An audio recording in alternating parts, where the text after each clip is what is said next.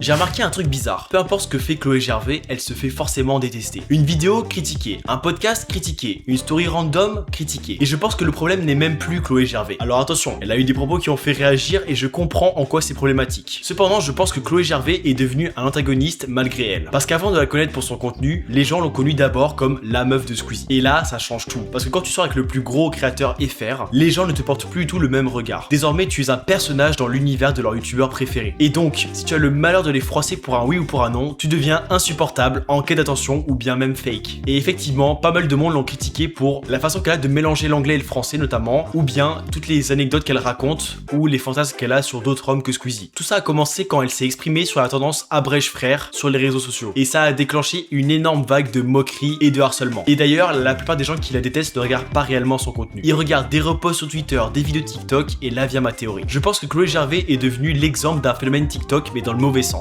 Les gens ne détestent plus vraiment la vraie personne, mais la version du personnage que l'algorithme leur sert en boucle. Parce que sur TikTok, les contenus qui marchent le mieux sont ceux qui énervent le plus et font le plus réagir. Du coup, la vraie question, c'est peut-être pas pourquoi est-ce que les gens détestent Chloé Gervais, mais est-ce qu'ils détestent vraiment Chloé Gervais? Ou bien l'image qu'Internet a fabriquée d'elle.